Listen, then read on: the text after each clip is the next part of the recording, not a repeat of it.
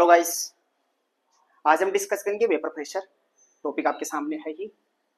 तो देखते हैं वेपर प्रेशर क्या होता है। वाष्प दाब, ठीक है।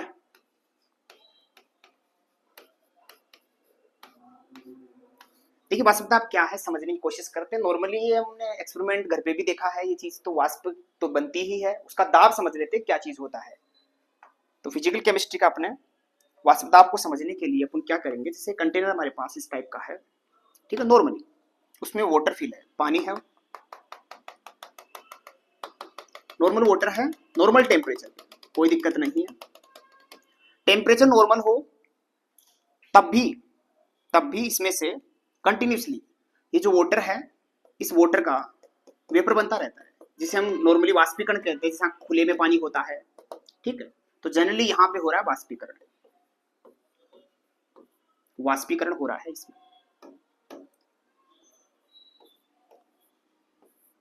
साथ ही साथ में जब वाष्पीकरण हो रहा होता है तो एक इन्वायरमेंट का प्रेशर एनी टाइम लगता रहता है, ठीक है। ये कंटेनर बंद भी नहीं है, खुला भी है, ओपन भी है। समझने की कोशिश करना, अगर ओपन भी है तो वायुमंडल का एक दाब लगता रहता है।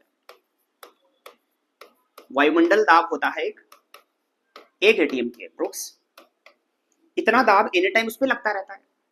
और ये दाब इतना सफिशिएंट है कि जो वाष्पीकरण क्रिया हो रही है ना, स्पॉन्टेनियस होता है अपनी आप, जो क्रिया हो रही है वाष्पीकरण को, उसको रोक सकता है। रोक कर उस जो वेपर बनी है उसको वापस से कंडक्ट करेगा, संघनन करेगा, उसको नीचे भेज देगा। मतलब यहाँ पर जो वेपर यहाँ से बनी है ऊपर जा रही है, उसको वापस से क्या कर रहा है, ये एटमॉस्फेयर प्रेशर क्या कर रहा है, वापस भेज रहा है। जो वापस भेज रहा है तो उसमें प्रोसेसिंग हो रही है संघनन। क्या हो रहा है, संघनन। तो दो प्रोसेस हो गई है, दो प्रोसेस हो गई है। एक प्रोसेस हो रहा है वाष्पीकरण, दूसरा हो रहा है संघनन। ये दोनों एक इक्विलिब्रियम बैलेंस होती है, दोनों इक्विलिब्रियम बैलेंस होती है, सामने में रहती है घटनाएं, दोनों चलती रहती है एनी टाइम। इसीलिए कोई कंटेनर, कोई बर्तन है उसमें पानी भरा हुआ है, वो कम नहीं होता, उतना ही रहता है कि नहीं, ज्यादा भी नहीं होता। कम ज्यादा तो कब होगा, जब हम बाहर से कोई टेम्परेचर लगाएंगे।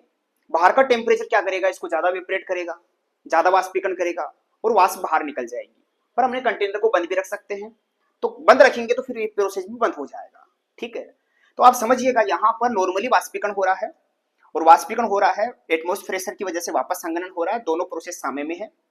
और जो वापस से जो वेपर आ रही है वो क्या कर रही है पता है, वो इस कंटेनर की वॉल पे, दीवारों पे, और साथ साथ में इस जो लिक्विड है उसकी सतह पे एक प्रेशर लगा रही है वापस से, जो प्रेशर इस वेपर के द्वारा यहां लगाया जा रहा है।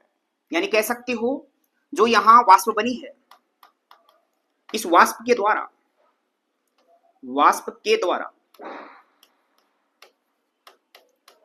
इस लिक्विड की सतह पर, द्रव की सतह पर लगने वाले दाब को वाष्प दाब कहेंगे, वाष्प दाब कहेंगे। जनरली वेपर प्रेशर ये है, वाष्प दाब ये है, ठीक है। ये लिक्विड जो है, हाँ इस समय आपको ध्यान रखना है टेम्परेचर एक कांस्टेंट रहना चाहिए, एक निश्चित टेम्परेचर रहना चाहिए। बार बार में आप टेम्परेचर को चेंज करोगे तो वेपर प्रेशर चेंज हो जाएगा। तो निश्चित ताप होना ही होना चाहिए पूरी प्रोसेस पे। आप एक चीज समझ सकते हो, ये सारा सब कुछ सरफेस पे हो रहा है, द्रव की सतह पर हो रहा है, इसलिए इसको सतही घटना कहते हैं, सतही घटना कहते हैं। मतलब सरफेस फिनोमिना है, सरफेस पे होगा। दो तीन चीजें समझ लेते हैं। यहाँ पर जो वाष्प का दाब जो लग रहा है, ये किस किस कारक पर निर्भर करता है। यहाँ दो ही कारक इंपॉर्टेंट है। एक कारक तो काम करता है, जो लिक्विड लिया है वो उसकी प्रकृति पर, यानी यहां पर आपसे पूछा जाए कि कारक कौन कौन से हैं जो इसको रेस्पॉन्सिबल करते हैं, वाष्प दाब को कम ज्यादा कर सकते हैं। तो कारक है नंबर 1, यहां लिख लेते हैं इसको। इफेक्टेड कारक जो है वो, एक तो होता है द्रव की प्रकृति, द्रव की प्रकृति, और दूसरा फैक्टर है तापमान, टेम्परेचर, तापमान। दोनों को समझते हैं, ठीक है।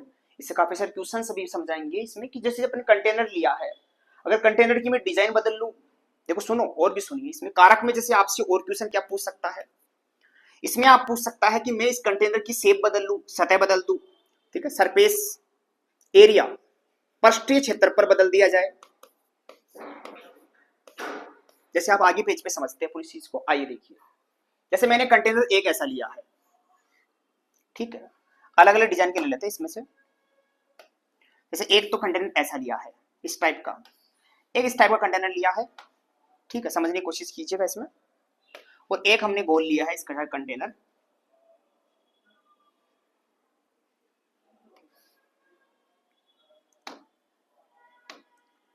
ऐसा समझिए इसको, ऐसा है ये ना, टब टाइप का, टब शेप होता है ना वैसा वाला।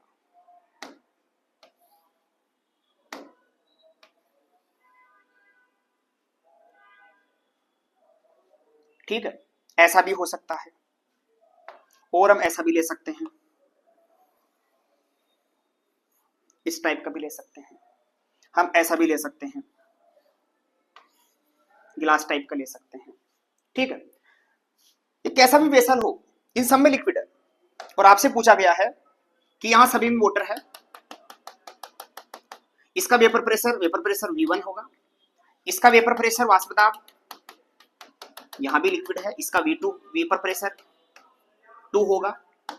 ये जो है यहां का वेपर प्रेशर V3 होगा, यहां इसका समझना है V4 होगा, और इसका समझना है तो V5 होगा। तो आपसे पूछ सकता है क्या डिफरेंस है, तो आपको मैं बता देता हूं। यहां लिक्विड का जो सरफेस है, सरफेस, ये सरफेस ऊपर की सतह जो है, पृष्ठीय क्षेत्रफल हो, पृष्ठीय क्षेत्रफल हो, जो कंटेनर है उस पात्र का साइज हो, मतलब उसका आकार हो, किसका, पात्र का आकार हो, जो हमने लिया है पात्र उसका आकार हो, या यहां पर इसमें अगर मान लीजिए होल कर देते हैं, जैसे कंटेनर दो और लेते हैं अपन, ठीक है, एक तो ओपन है समझ लीजिए, एक तो कैसा है, ओपन है, ऐसे ही बनाते हैं अपन इसको बॉक्स टाइप का।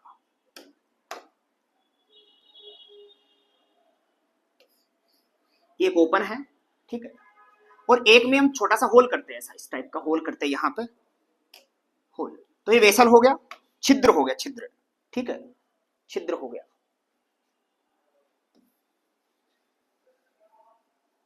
और नीचे बना देते हैं इसको, इसमें छोटा सा होल है इस टाइप का, ठीक है। तो यहां पर मैंने कहा पात्र का आकार हो गया, पृष्ठीय क्षेत्रफल हो गया, ये बदल गया है, साइज बदल गई है यहाँ पे, ठीक है। अमाउंट भी किसी में कम किसी में ज्यादा है, तो जो लिक्विड है उस द्रव की मात्रा हो गई, मात्रा हो गई, और जो ऊपर होल है उस कंटेनर में वो होल हो गया छिद्र, ठीक है, छिद्र का आकार हो गया। ये सारे फैक्टर हैं, ये सभी फैक्टर देखते हैं तो ये वेपर प्रेशर को चेंज नहीं कर सकते। तो मैं कह सकता हूं आपको कि यहाँ जो वेपर प्रेशर पांचों कंटेनर का है, पांचों पात्रों का है, वो वेपर प्रेशर फर्स्ट का जैसा होगा वैसा ही सेकंड का होगा, वैसा ही थर्ड का होगा, और उतना ही वेपर प्रेशर फोर्थ का होगा, उतना ही किसका होगा, फिफ्थ का होगा। इन दोनों में एक ओपन है एक क्लोज है, तो इनमें भी वेपर प्रेशर आपको पता होना चाहिए, इन दोनों का वेपर प्रेशर इक्वली होगा, V1 वेपर प्रेशर, दोनों का वेपर प्रेशर सेम होगा। दैट मीन्स क्षेत्रफल की वजह से, पात्र के आकार की वजह से, द्रव की सतह की वजह से, छिद्र की वजह से या मात्रा की वजह से कोई इफेक्ट नहीं आने वाला। वेपर प्रेशर सरफेस से होने वाली घटना होती है। क्योंकि ऐसा क्यों नहीं हो रहा सर, क्योंकि यहाँ दो प्रोसेस साथ साथ चल रही है।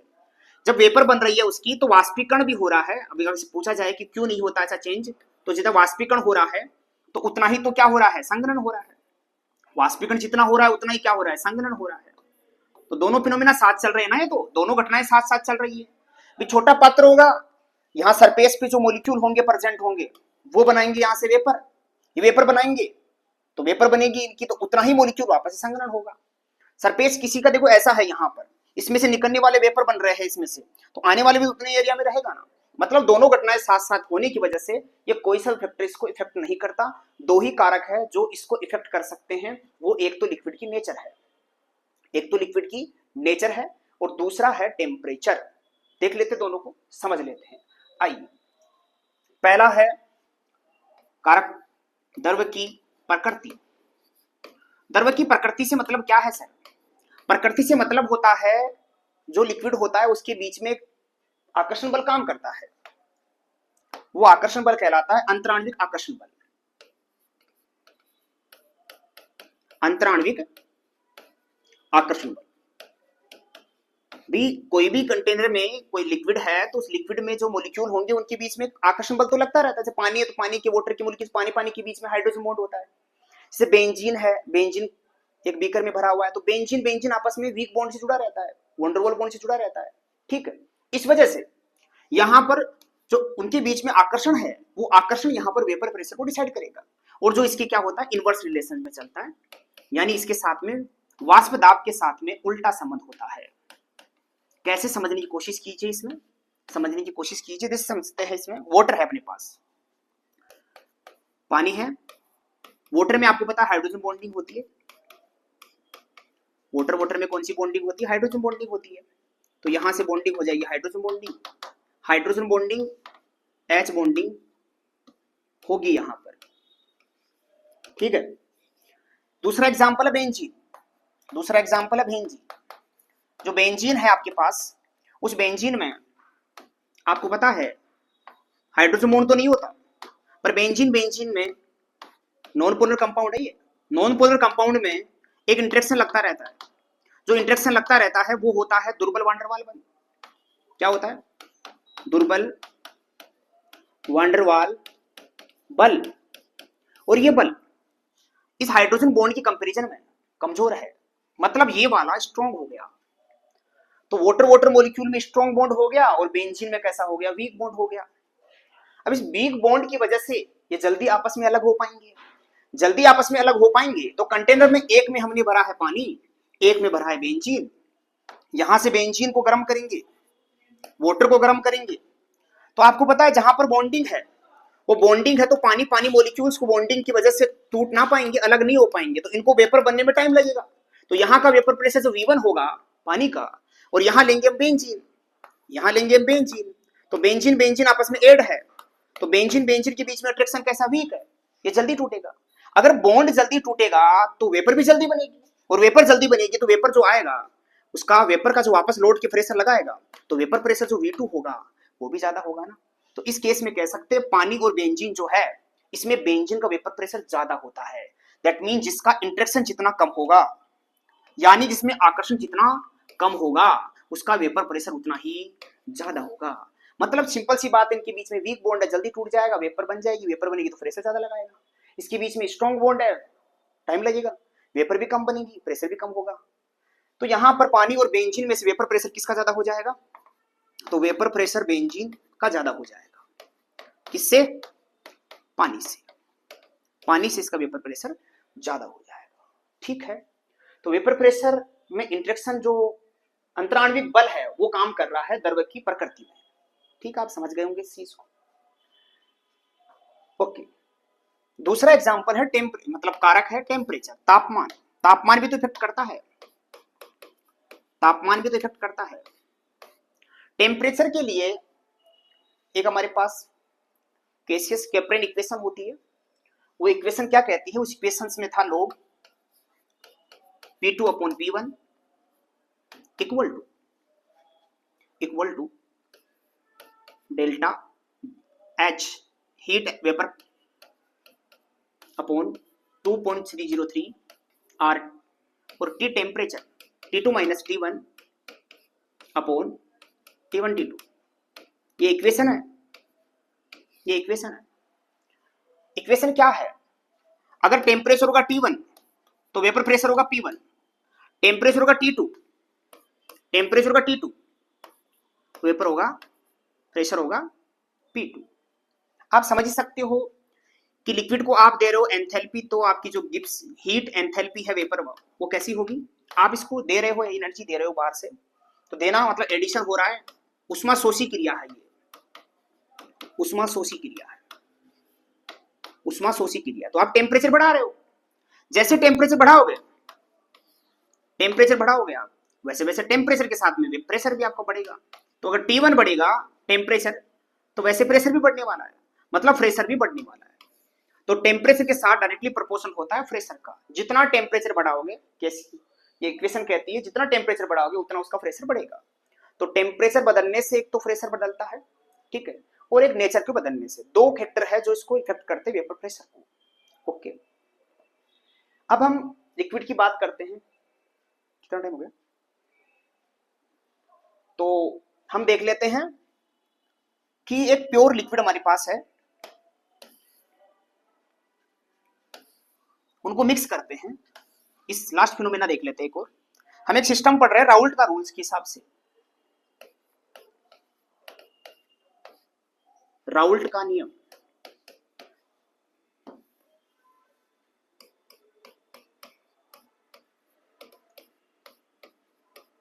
राउल्ट का नियम, उसको समझने से पहले कुछ फिनोमेना और देख लीजिए। जैसे कि हमारे पास एक है विलायक है, हमारे पास इस कंटेनर में केवल विलायक है।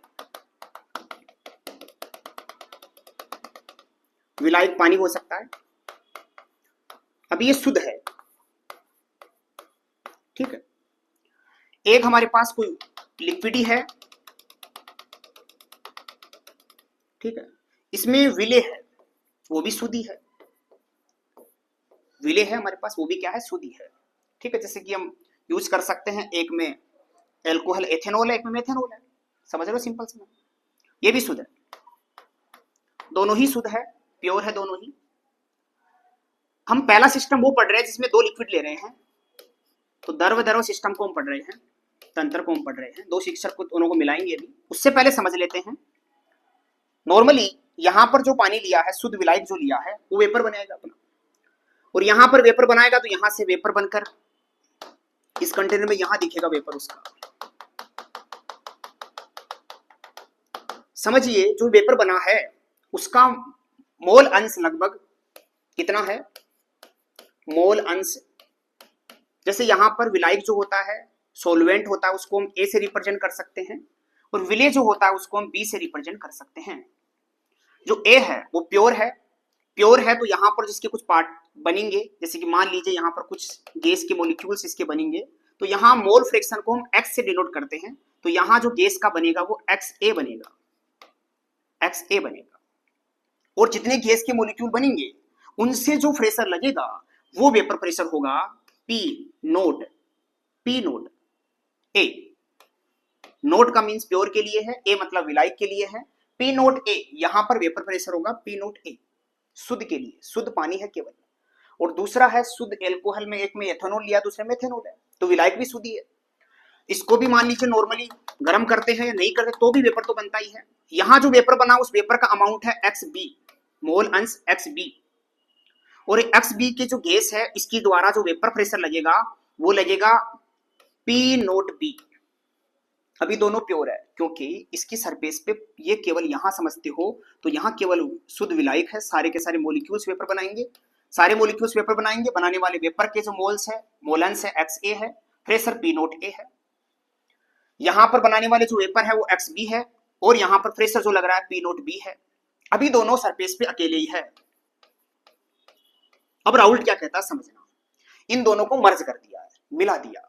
तो इस वाले कंटेनर में ये आपका विलायक भी आ गया है, और बीच बीच में इसमें विले भी आ गया है। इतना तो पता ही है, विले कम होता है, विले कम होता है। अरे क्या हो रहा है? ये बीच बीच में विले आ गया। अब इस चीज को ऐसे समझ लो कि यहां पर जो सरफेस है, इस सरफेस पे दोनों के पार्टिकल है, जैसे कि ये है बी के व्हाइट वाले, और जो आपको ब्लू कलर के दिखाई दे रहे हैं वो ए के है। यानी क्या कह रहा हूं, जो ए ब्लू कलर वाले हैं वो ए है, और जो व्हाइट कलर वाले हैं वो बी है, जिसमें से ये विलायक है, एक को विलायक मान लीजिए और एक को विले, एक को विले। दोनों की वेपर बन गई, दोनों ऊपर उड़ेंगे। उसमें से ज्यादा कौन उड़ेगा आपको ये पता ही है कि जो वेपर बनेगी यहां पर एक्स बी होगा, ए होगा, और यहां पर दूसरा बी भी होगा वेपर में, जिसमें मैंने कहा था एक्स के मोल अंश तो एक्स ए हो गए, ए के मोल तो, और बी वाले के मोल हो गए एक्स बी। दोनों ही प्रेजेंट है। अब दोनों इक्वल पार्टिसिपेट तो कर नहीं रहे, अगर आप समझोगे तो इसमें ए ज्यादा है बी कम है, ए ज्यादा है बी कम है, तो यहां जो प्रेशर लगेगा वो अब जो प्रेशर लगने वाला है अब इम्प्योर हो चुका है, तो उसके लिए हम पी यूज करेंगे, नोट नहीं लगाएंगे, और ये हो जाएगा पी, और इस बी के लिए प्रेशर हो जाएगा पीबी। दैट मीन्स यहां विलायक है उसका कुछ पार्शियली वेपर प्रेशर होगा, आंशिक वेपर प्रेशर होगा, और बी का भी आंशिक प्रेशर वेपर प्रेशर होगा। यहां किसका ज्यादा होगा, पीए का ज्यादा होगा पीबी से। अब राउल्ट क्या कहता है, राउल्ट कहता है कि यहां पर जो दो लिक्विड को मिलाया है सॉल्यूशन बन चुका है, तो जो विलियन बना है, ये जो विलियन तैयार किया है, इस विलियन का वेपर प्रेशर जो है, विलियन का जो वेपर प्रेशर है, वेपर प्रेशर पूरे सॉल्यूशन का वेपर प्रेशर पीएस होगा, और जो वेपर प्रेशर टोटल सॉल्यूशन का है वो दोनों के टोटल के इक्वल होगा। मतलब पूरे सॉल्यूशन का वेपर प्रेशर किसका, ए का आंशिक दाब और बी का आंशिक दाब दोनों के टोटल के इक्वल होगा। और यहां पर जो इसका आंशिक दाब है ए का, तो ए का आंशिक दाब पीए का आंशिक दाब, तो क्या कहता है राउल्ट, तो जो भी उसमें गैस के अवयव है उनका जो आंशिक दाब होगा, यानी जो पीए होगा, पीए होगा वो उसी के मोलेंस जैसे XA, उसी के मोलेंस XA और उसका प्योर वेपर प्रेशर था पीए नोट, उन दोनों का मल्टीप्लाई होगा पीए होगा। और पीबी का अगर वेपर प्रेशर निकालते हैं आप, तो पीबी का वेपर प्रेशर भी निर्भर करता है यहां पर जो मॉलिक्यूल है बी के, XB, और उसका जो प्योर प्रेशर था पहले वो इन दोनों का मल्टीप्लाई होगा। तो यहां टोटल प्रेशर क्या आ गया, PS equal to P naught A XA P naught B XB। ये राउल्ट का रूल है, और जो इस रूल को फॉलो करेगा आगे समझेंगे आइडियल सॉल्यूशन, नहीं करेगा वो नॉन आइडियल सॉल्यूशंस। ठीक है, यहां से जो क्वेश्चंस और न्यूमेरिकल आते हैं अगले क्लास में डिस्कस करेंगे। आज इतना ही, ओके, थैंक यू।